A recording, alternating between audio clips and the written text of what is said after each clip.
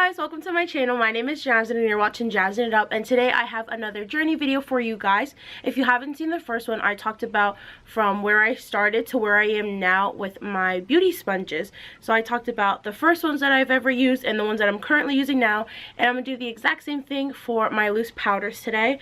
The reason I'm doing these journey videos is just in case maybe you're new to makeup and you want to test out beauty sponges, or you want to test out loose powders, or whatever other journey video I'm going to be doing. Maybe this video would help you out. So today is the loose powder journey, and if you guys are interested in this video, then just keep on watching. So the first loose powder that I've ever used was by NYC, which is also New York color. They're not sold in the US anymore. I think they're only sold in Canada, or you can get them on Amazon. But it was the NYC translucent loose powder, and it was about $3 or $4 at Walmart. And that was the first one that I picked up. It was a nice finely milled powder. It didn't leave a white cast. Honestly, it was one of my favorite ones. It's unfortunate that you can't get it anymore, but if you could pick it up and you did find it maybe online, I think they sell it in Canada, I would definitely pick it up. It was one of my favorite powders, and it was only a few bucks. So the second loose powder that I've ever tried was from NYX Cosmetics, and it was called the NYX HD Studio Finishing Powder. At Ulta, it's about $10, or you can also pick it up at Target. And it was a thinner container, and yet it was still $10. But the NYC one, the first one that I tried, was like a thicker container, and it was only $3. So I never went back to it. So $10 compared to $3, and more powder compared to less powder. Like, I just went back to the NYC one, which is actually the third powder in my journey. The NYX one was really good. It wasn't my favorite. I don't remember if it left a white cast or not, and it was very finely milled, but it just wasn't my favorite. The NYX one, I don't think I would repurchase it now, but the NYC one I would. So we're already on our third one then. So the fourth powder that I use along my journey is from Walgreens. It's the Coty Airspun. It's about $5 or $6. It is a very good powder. It's a light shade. It's not translucent. It's not white, and it's not finely milled. It's like a thicker powder. I do enjoy it, and it's always in my collection. I wouldn't recommend it for people with darker skin tones because it is so light in color. So if you have light to medium skin, I would definitely recommend it, but you have to set it with setting spray after.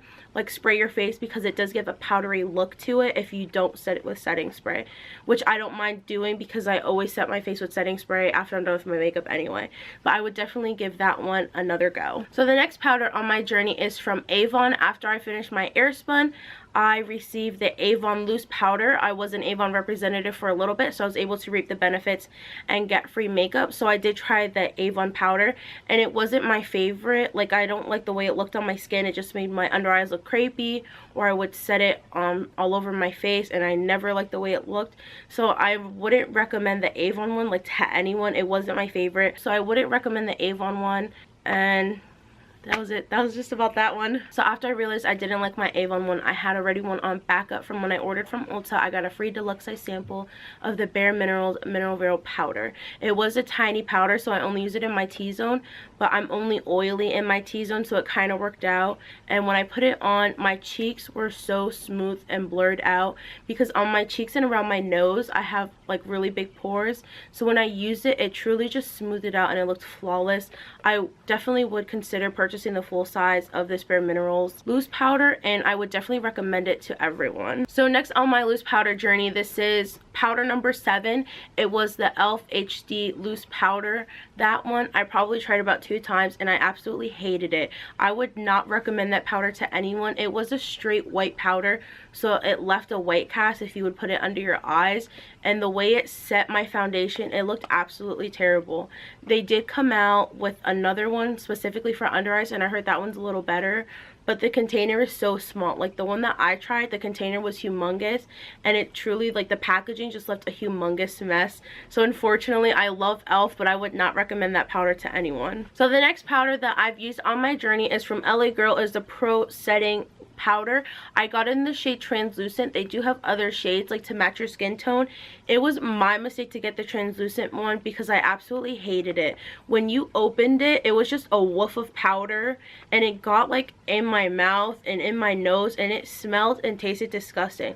Like, it truly felt like just baking soda or baking powder. Like, it was just terrible, and under my eyes it would leave a white cast, and it just looked a powdery mess on my face, and it just looked dry. Like, that I love LA Girl, but that powder was just a hot mess. So as you can see, my journey did have a few rough patches. The e.l.f. one didn't work out for me. The Avon one didn't work out for me. The LA Girl one didn't work out for me. So I went back to what I know, and I repurchased the Coty Airspun. I went back to Walgreens, and I paid about $5 or $6 for it. It was very affordable, and like I said before, I truly did enjoy it. It was a very nice powder to set all over the face and under my eyes, and it's such a huge container that I didn't mind setting my entire face with it. So that one I repurchased and I used again. So my journey started here, and now I'm here towards the end, and it's the loose powder that I'm currently using, and it's the Maybelline Fit Me translucent powder.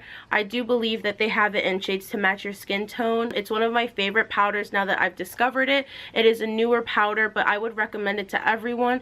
It's beautiful under the eyes and on the skin. The only thing is that you can't take the sifter out, and you just have to keep on banging the powder out, probably on top of the lid, to get the rest of the product out when you're at the bottom. So it is a very nice powder, and I would definitely recommend it to everyone. I hope you guys enjoyed today's video. Please give it a thumbs up if you do. If you haven't seen the first journey video, it would be listed down below. It's where I talk about my beauty sponges. And if you want to see more journey videos, comment down below what journey you would like to see next. I do have a couple more on my phone that I would like to share with you guys. Don't forget to hit the subscribe button, and right next to it there'll be a little bell to get notified when I upload new videos. And also my Instagram is always listed down below, and I hope you guys have a great day.